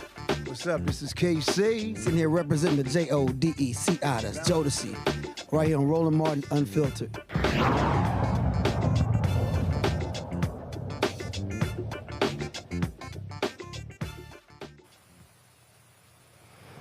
All right, before I go to our next story, all of y'all folks who watching on YouTube, why y'all being slackers, hit the damn like button, okay? Y'all commenting like crazy, so why don't y'all hit the like button? We really appreciate that. That impacts the algorithm, so it would be nice of y'all. The Supreme Court has ruled to allow Texas to continue arresting people they suspect of being illegally entered in the United States from Mexico. The court had been blocking the controversial statute called SB 4. On Monday, it issued an indefinite stay, which was wiped away by today's order. In December, Texas Republican Governor Greg Abbott signed the bill into law, immediately raising concerns among immigration advocates. They say the law will increase racial profiling as well as detentions and attempted deportations by state authorities in Texas, where Latinos represent 40% of the population. 3 liberal justices publicly dissented from the court's order, as is often the case in emergency applications. The court did not explain its reasoning. The White House says allowing Texas state police to arrest people suspected of entering the country illegally will end up in border security. They also say allowing Texas state police to arrest people suspected of entering the country is, frankly, racial profiling. Now, Mexico has just announced that they will not be accepting anybody who is being deported under this particular law. Joe, this goes to show you, the madness of Texas Governor Greg Abbott. That, I mean, this is basically a show your papers law, similar to South Africa and apartheid. I mean, so they're literally like, oh, you look like you're illegal, so we can arrest you. They could actually be American citizens. Yeah, and to hell with the Constitution. So, I mean, we have a situation where certain folks, be it Donald Trump or certain governors, aren't believing in the Constitution. They're going to be pragmatic about throwing it out. And so, everybody knows that the federal government is who's supposed to deal with immigration. That's where the jurisdiction lies. And so if Greg Abbott doesn't like what they're doing or saying that they're not doing enough, then that's a problem that has a political, i.e. voting solution. You don't get to rearrange or throw out the Constitution. Of course, I'm not surprised that the Supreme Court has came out the way that it did, even though it had done the opposite just recently before, letting something go and be implemented, which could very well be unconstitutional while this winds its way through the courts. But meanwhile, back at the ranch, there are people in Washington, including Donald Trump himself, that benefit from this being a political issue. Again, it's not the first time this law that was proposed recently that Biden would agree to that Democrats weren't crazy about. Okay, let's solve it. Let's deal with this issue. They didn't want to do that because they wanted to keep it as a political issue. A year or two ago, Pete Aguilar and Will Hurd got together and did a bill that had the potential to deal with the issue, but they didn't want to deal with it. There hasn't been an appetite for it, but just to use it as a political issue, and now to the point of, again, throwing out the Constitution so people can effectively say, show me your papers, or I've decided that basically the way the sun is shining or how I feel or this or that and the other, that you're going to be in this box and I'm going to put you in. And so I'm basically going to be able to detain you because I feel like it. And that's not constitutional. But again, here we are, and the Supreme Court is complicit in it. And Joy, what they're doing is they're allowing this to move forward as the case makes its way through the courts. That's right. I mean, if you've got to imagine, what if you are a person living in these areas, living in this state, how vulnerable you must feel, how the residual effects of this law, there are people who will weaponize that, right? Making people who are already vulnerable be more vulnerable. So sometimes I don't think the Supreme Court understands how this impacts real people. And it goes to the notion that when you see brown bodies, that you just, or black bodies, that you just don't care as much. And I think people of color are saying that's no longer acceptable. And these types of things, unfortunately, have an impact on our election, where people can somehow end up blaming the Biden administration for things that are not their fault. This is the Supreme Court. Democrats have tried to address the immigration problems in this country. Republicans, the Supreme Court, Texas, they are the problem. We are trying to resolve the problems here at the border. And so just keeping that in mind, but it's heartbreaking. And when you put that overlay with the compassion that people have for folks in the Ukraine, which I do as well, you can't help but feel a little cynical that if those people were not looking like us on this call, were looking like some of the Texas state legislature, that the outcome would be different. There's a real gap here. And some people who really need to consult their Bible, they need to consult their religious leaders, and make sure that they're doing and they're living up to who they say they are, because there's a gap here. We love our neighbors and we take in those who are suffering. We don't throw them out. Well, Randy, we know they don't pay attention, any attention to that Bible, so we know how that goes. They only like to hold it up, but not actually read it or apply what's inside of it.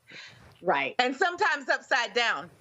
If you remember Donald Trump. Remember, Trump does like 2 Corinthians, though. He likes 2 Corinthians. Not 2 Corinthians, 2 Corinthians. People that ain't been to church knows it's 2 Corinthians. 2 Corinthians, right. Absolutely. Randy, go ahead. Because, of my field and I'm so into DEI, it's always interesting to me that when people start cutting the rights or holding back the rights or coming down on Black people, it seems that everyone else feels safe for some reason. And I always say it starts with us, but it does not end with us. And so now every brown person, those who were born here, have families here, have paid their taxes for years, are at risk of being stopped. They must always be looking over their shoulders now. And so people need to realize that it's never just us. I believe that people are comfortable when they think it's just us, like, okay, well, Black people. But I always try to say this is everyone's battle when powerful white men start making decisions about who is and is not American and who should have full rights exercised in this country. It applies to everybody. And so it will be very interesting to me, when you look at the polls and who did participate in voting Trump in. We talk about the 53 and 54% of white women respectfully, and some because of the abortion issue. You have many Latinos who voted for Trump. I don't think they realize that when people are discriminating, they don't discriminate when it comes to discriminating. It's always going to trickle down. And so we're seeing what we're seeing. And it's unfortunate and it's sad. And I hope people pay attention to it. All right, then. All right, let's go to our final story, folks. Beyonce is in the news. She dropped today on Instagram that come March 29th, she is going to be releasing Cowboy Carter. Not a country album, but actually it is a country album. This is what she actually posted on Instagram. Do y'all have a larger? That's still too small, y'all. We should have blown. Why do we do our graphics package? Okay, all right, I got to read it. It's too small for y'all watching. So let me go ahead and read this. Today marks a 10-day countdown until the release of Act 2. Thank you from the bottom of my heart. We can roll the Beyonce B-roll, y'all. Thank you from the bottom of my heart to all of the supporters of Texas Hold'em and 16 Carriages. I feel honored to be the first Black woman with the #1 single on the Hot Country Songs chart. That would not have happened without the outpouring of support from each and every one of you.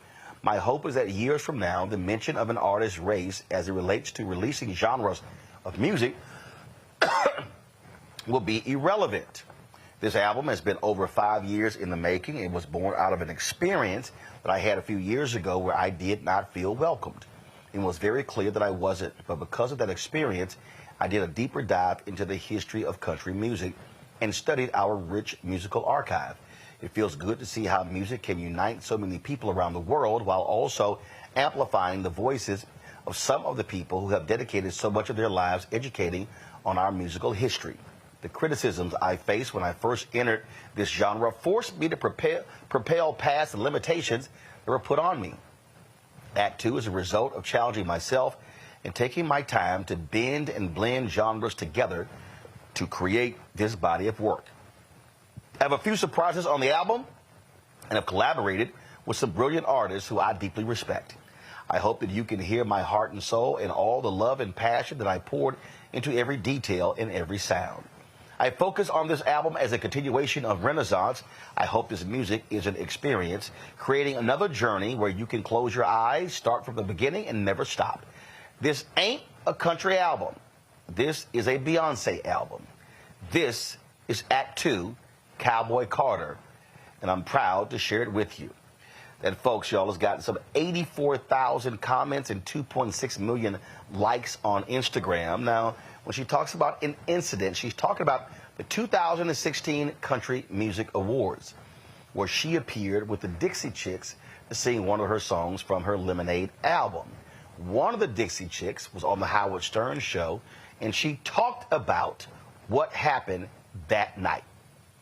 With Beyonce.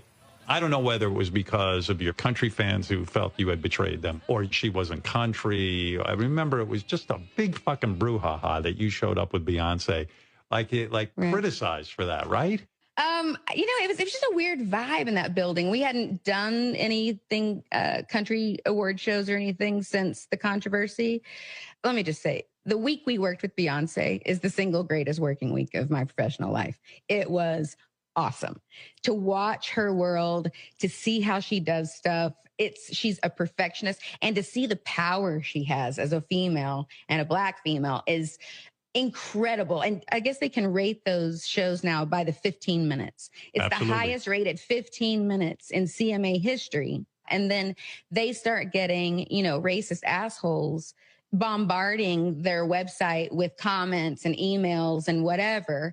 And so they take her down. They took our performance down and caved to that bullshit. And then they, I guess, got so much bad press for doing that.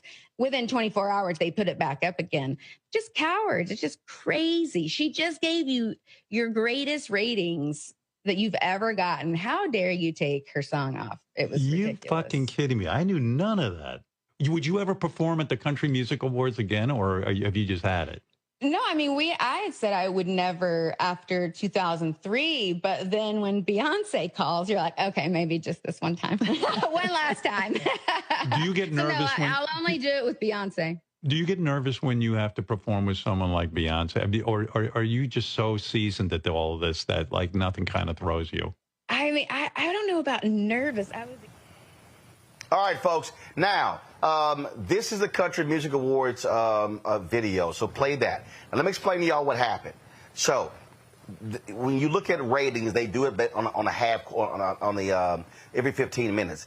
This was the highest rated 15-minute segment of the Country Music Awards in their history. There were so many racists who responded to her appearance that the Country Music Awards took this presentation down from their social media and their website. Then they got such a backlash, they had to then put it back up. There was one guy who was on social media earlier today who talked about being in the room that night, and he said a person in front of him literally said, "Get that black bitch off the stage." And so when Beyonce references this incident, this is what she's talking about. And so it shows you, and remember when John Schneider, of course, Dukes of Hazzard, John Schneider, who made a lot of money with Tyler Perry on the Have and the Have-Nots, when he came out blasting her for having the audacity to bring wokeness to country music and comparing it to a dog, that's what you see. What you have here, Randy, you have white people in America who believe that country music is theirs. Many of them are MAGA people, and their whole deal is this ours. Forget the fact, Rosetta Tharpe. Forget the fact that you've got Darius Rucker, Charlie Pride, Lionel Richie. Forget the fact that black music, black artists have been at the heart of country music. These white folks believe that country music is theirs, and they were pissed off at Beyonce. And guess what? When she dropped Texas Hold'em, shot to #1 on the hot country charts. And there was a country station, I think it was in Oklahoma, where they made it clear they were not going to play Beyonce's album. Oh, when that got posted on social media, they got their asses lit up. And they were like, okay, we're going to be playing her in the next hour. We got it. I hope this album blows the charts up. And when she goes to the CMAs next year and she takes all the awards, then just sit there and say, see what happens when y'all mess with a black girl from Houston? Or if she doesn't go. That would be powerful, too. Mail me my award. Oh, no. She'll go. Oh, hell no. No, you return to the scene and you look your enemy in the eye and you tell him, Well, you're going to see my cute ass walk up and down them stairs over and over and over again. Well, Beyonce is an activist I don't think people recognize. But I'll talk about this particular incident. What kills me is that you say some white people think that they own country music. Some white people think they own everything. And the level of cultural appropriation is quite just disgusting.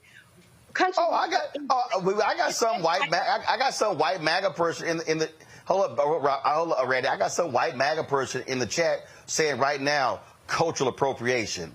No, we can't appropriate something we created. me educate him. The banjo. The banjo yes, is the banjo. from Africa. Yes. It is our instrument that we created. We came over, and when we were enslaved people, we would sit and play the banjo, sometimes forced to play it for our enslavers' parties, but they would hear us with the banjo.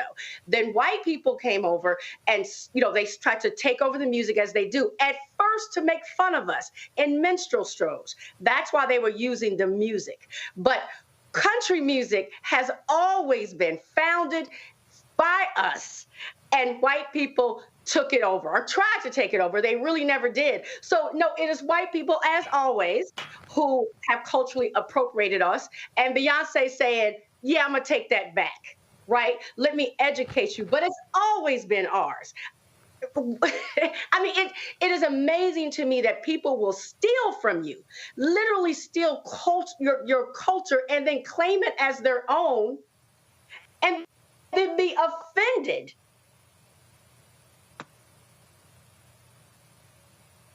In the genre that's ours. Joy, yeah. Joy, I can't wait till it drops. I can't wait, and trust me, it's gonna be some mad folk on social media, Joy. And I'm sitting here saying, "Ooh, cry, Joy." I'm gonna say, "Cry me your white tears. Cry me your white racist tears." Be mad. Taylor Swift and a lot of white country music fans who are gonna eat up Beyonce's album, eat it up. And so she's gonna get everybody. Us, them, and everyone in between. The other thing is, this just goes to show the lacking in the American educational system. When you try to limit education for other people, you limit it for yourselves. Anyone who knows anything about music history knows that Black people had a significant role in the origins of country music. They sound ignorant. It's ahistorical. You just can't. Hey, they need to invest in some critical race theory and Black history in their schools, infuse it in American history where it belongs, and then they wouldn't make these types of mistakes. But that's okay. Beyonce is going to school them. Class is in session. Yes, it is. Well, and I think Joe. I mean, again, once we see who's actually collaborating with, I'll tell you this here. We'll see, exactly, who wanted to party with Beyonce. But I remember talking to Lionel Richie when he dropped Tuskegee. And we were talking one night, and he said that a friend reminded him that he was a member of the Country Music Academy, and a lot of Lionel Richie songs were embraced by country artists. I mean, "Stuck on You," "Deep River." We can go on and on and on. So when he decided to do it, and he used to share this. Ken Cragen was his manager, was also the manager of Kenny Rogers. Well, when he decided to do Tuskegee, which is all of his hits as duets, nearly every major country artist wanted to be on that album.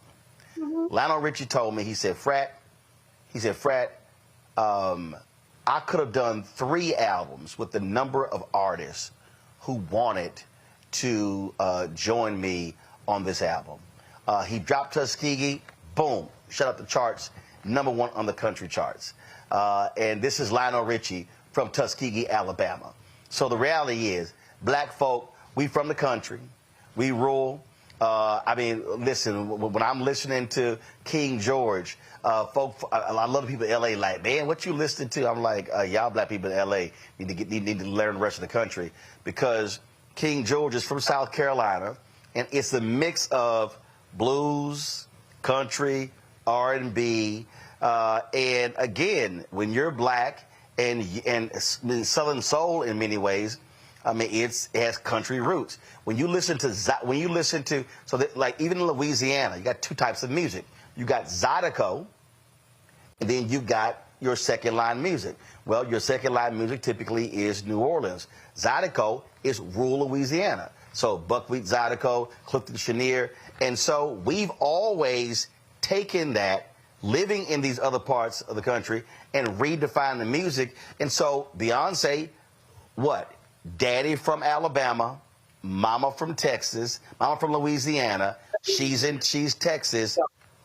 It's a reality. So it's some folk, and I know what she's going to do. She's about to give a lot of white folks a history lesson on black and country.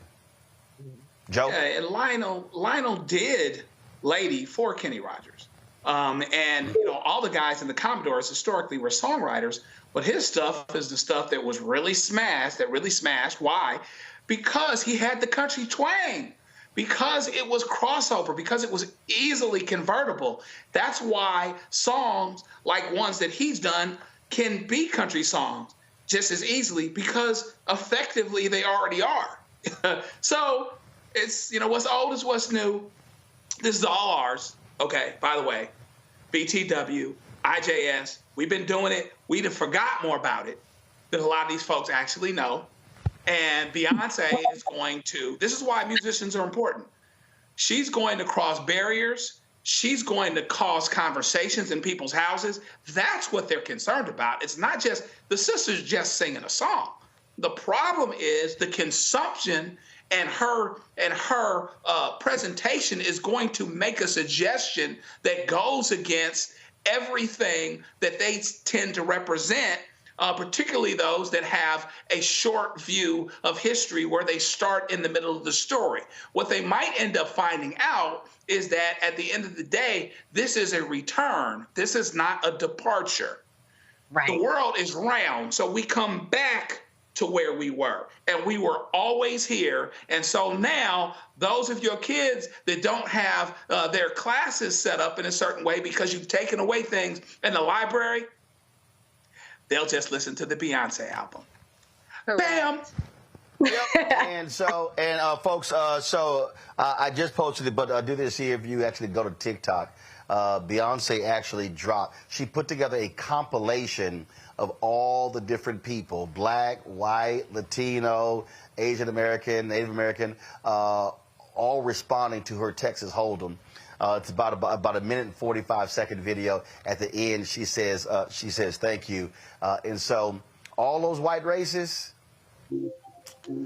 oh, I'm going to enjoy your tears.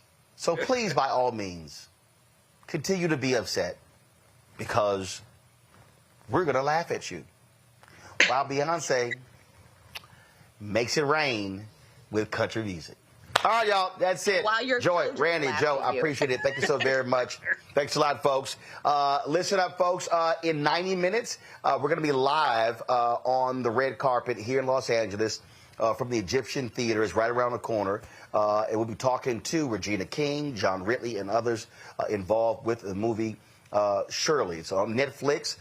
It drops on Netflix on March 22nd. Regina King plays Congresswoman Shirley Chisholm. And so I can't wait to see the movie, tell you all about it. But we're going to be on the red carpet broadcasting live. And so that's going to be at 6:30 p.m. LA time, 9:30 p.m. Eastern, 8:30 p.m. Central. So I'm about to get dressed and jet out of here and then run to the theater. I will see y'all in, let's see here, about an hour and 20 minutes from the Shirley Chisholm, from the Shirley red carpet. And so we appreciate that. Hey, folks, don't forget, support us in what we do. The dollars that you provide for us allow us to do the kind of coverage that you're not seeing anywhere else. And so please, join our Bring the Funk fan club. Send your check and money order to P.O. Box 57196, Washington, D.C., 20037-0196.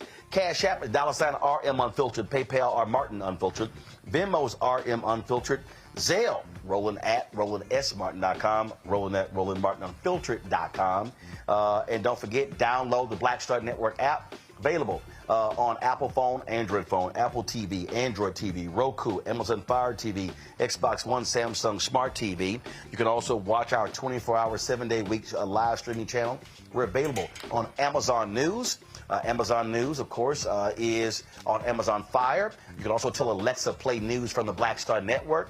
You can catch us on Plex TV, Amazon Freevee, Amazon Prime Video. And don't forget to get a copy of my book, White Fear, How the Browning of America is Making White Folks Lose Their Minds. It's available at bookstores nationwide. Folks, I'll see you in 90 minutes. And, of course, if not, I will see you tomorrow right here, Roland Martin Unfiltered on the Blackstar Network, back in studio in D.C. Holla!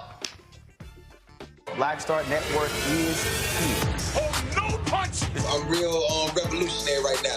Thank you you for being the voice of Black America. All momentum we have now, we have to keep this going. The video looks phenomenal. See, there's a difference between Blackstar Network and Black-owned media and something like CNN. You can't be Black-owned media and be scared. It's time to be smart. Bring your eyeballs home. You dig?